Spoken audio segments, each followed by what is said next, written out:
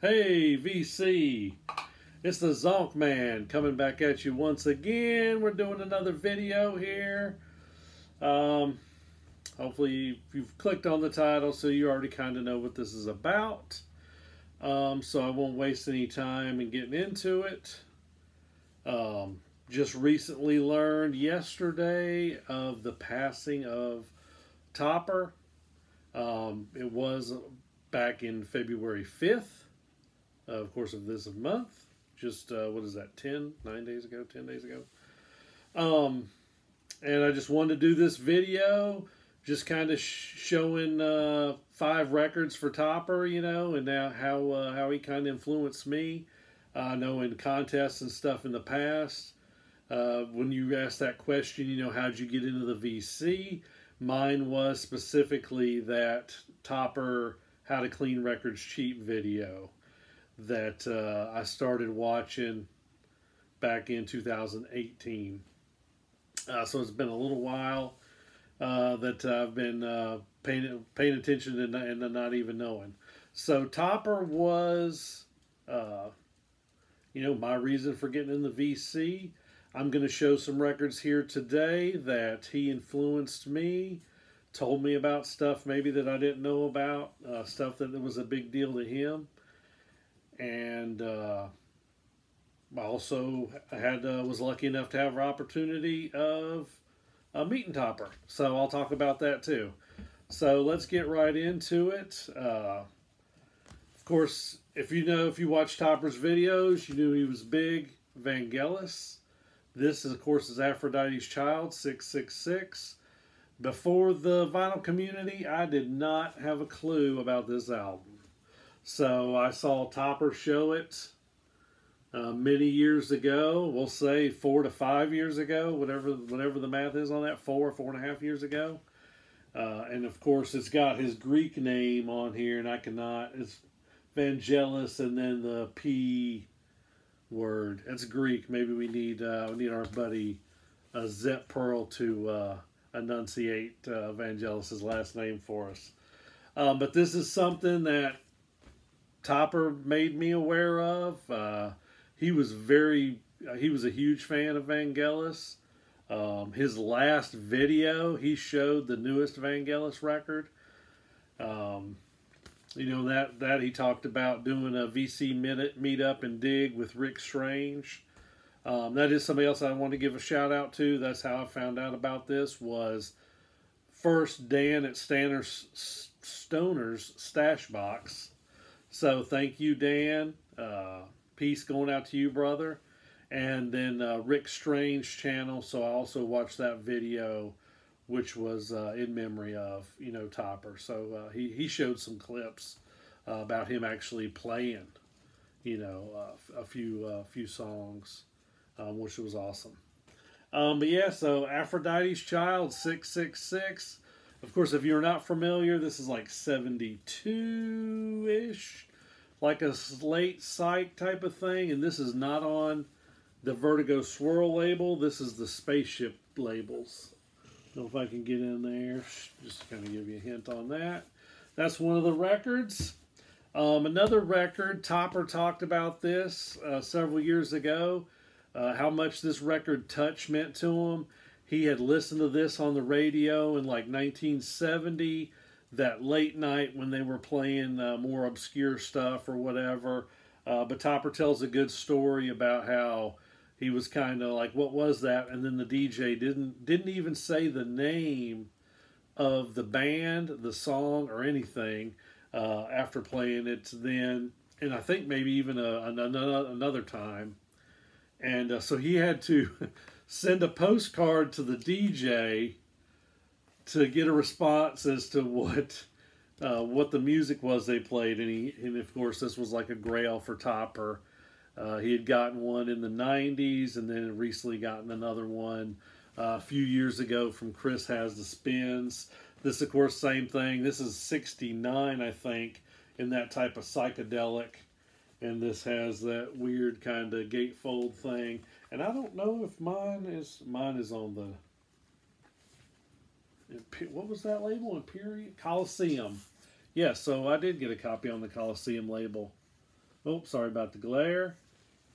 Um, and I actually found my copy at a pawn shop. I don't do a whole lot of record shopping at pawn shops, but I did a few times, and I found some decent stuff. Yeah, of course, it's cheap at the pawn shop. So still throwing out some more records for Topper. And I told you I got to actually meet Topper, and it was nothing that was planned, or I didn't communicate with him and say, hey, let's meet up, do a dig, go out to lunch, or anything like that. If you're familiar with Topper at all, he lived in Virginia. His son, and also at the time, his father lived in Princeton, West Virginia, and he would go there on occasion, and, help take care of him and stuff like that. And so he always talked about this Cheap Thrills Records in Princeton, West Virginia. So me, I was like, I'll have to check that out. And then you're probably wondering, I was like, why are you going to go? I'm in North Carolina, so Princeton's not that far away, but it's a couple hours probably. It's a couple hour drive. So it's like, why are you going to go all the way to Princeton, West Virginia? The wife was kind of accusing me of being like a fanboy on Topper and and stuff like that. In the early days of me, the VC, I'm like, hey, I'm checking out this guy. He's just showing records, and which is of course blows everybody's mind in the beginning to find all these people that love music as much as you do. So my story on why kind of West Virginia is, well, shows this is a Tennessee shirt, but this is Tennessee Nationals. This is actually motocross shirt. But I'm also into some off-road stuff with four-wheelers. So from 2008 to 2018, every first week of August, me and some buddies always went to West Virginia. If you heard about Hatfield McCoy Trails, Tull on here he's in Virginia also. He does a little bit of riding on a side-by-side. He shows some riding that's very similar to if you were to ride the Hatfield McCoy Trails in southern West Virginia. So we always go this trip every year. It's always it's a whole week of just like barbecuing and riding four-wheelers and getting muddy and that sort of thing. So we always did that. So on this particular year, I'd started collecting in 18. So this particular year when I went, I said, okay, if we have like a rain day where we're like, we're not going to go out because it's going to be raining, I'm going into town to Princeton and I'm going to go to the record store and kind of check it out. Totally happen chance, man. You couldn't plan for it any better. So me and just one other person that I was with on this riding trip went in. They were like, yeah, I'll go to the record store with you. They're not really into vinyl or anything. So I go to the store, I'm looking, and I don't even remember exactly. I might have been there 30 minutes, an hour, something like that.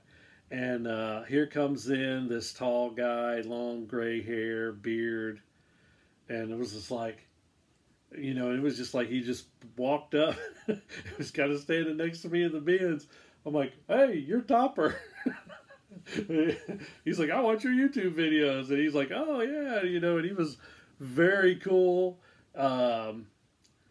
Just talking to him, it was kind of wild. I didn't even ask him how he felt, like if he was being stalked by somebody from YouTube or anything like that. But so it was just total happen chance. I got to talk to Topper at Cheap Thrills Records in Princeton, West Virginia. And he even said, he's like, hey, tell him you know me and you'll get a discount type of deal, too. So, of course, and it happens to be the reason that Topper came by that day is because his son was working there that day. So, he wasn't there just to get records or whatever. He happened to go there because his son was working that day. So I'm going to show a couple records from that particular dig, and this was early. This would have been August of 18, somewhere in that first week. I couldn't tell you the date. I want to say it was Wednesday of that year, maybe, when it rained and went into town. But this is one record I got, Alda Nova. It's kind of cool in the shrink. Still got the hype sticker and stuff. And then, of course, bam, I don't know if you can see it, Cheap Thrills right there. Cool record. I got that day. Actually got this too. You got to remember this was early on into my vinyl collecting. Some Herb Alpert and the Tijuana Brass, south of the border. And see, for some reason, this sticker did not have Cheap Thrills running through the center. But anyway, also in the shrink for some reason. Interesting. All right, shows some Herb Alpert. This is what Topper suggested. He's like, oh man, if you don't have that, you need that for your collection. And that was Yes Songs, a copy of Yes Songs. So still got that Cheap Thrills sticker right there. This was recommended by Topper, an album I needed to get in my collection. Y'all are familiar. It's 3 discs. Crazy Yes album early on, and this is 73. And I don't know if I can open that thing again. But thank you, Topper. Oh, you've already seen the cover and you've already seen the back. So yeah, this is thank you, Topper. Thank you for being in the VC, making videos, being so friendly, and just kind of drawing a lot more people in. You know, I just wanted to make this video thanking him. Also mention that we have, like we talk about, losing artists and sort of thing throughout the past few years at a accelerated rate. We are now, unfortunately, losing people in the vinyl community as well. Just to also mention the passing of Bill Young, Michigan Record Club last year, and then also Grown Man Record Night's fiance, Finn, maybe not as prominent, but we all knew her in the Grown Man Record Night circle. She'd be in the chat room and that sort of thing. So a shout out and much love sent also to Mikey Bananas and the Grown Record Night family on that. And, you know, we just need to, you know, just want to say something about Topper and Elizabeth. In fact, you know what? I got something to show Elizabeth too. So this is kind of like, I guess, for Mikey Bananas. Also throwing in a Tool record, Fear Inoculum. This is not that crazy issue. I could not wait because it was several years after this album came out. This is actually a boot of Fear Inoculum. I couldn't wait for the crazy box set thing that they sent out, so I was getting this early on. I was in line the day of when the deluxe CD dropped, even at that crazy price of, I don't even remember what I paid for it, $40, $45, something crazy. Anyway, I shouldn't talk about price. But anyway, I wanted to show some Tool. I'm a huge Tool fan. Finn was a huge Tool fan. And, you know, just hope everybody's doing great out there. Enjoy every day. Peace.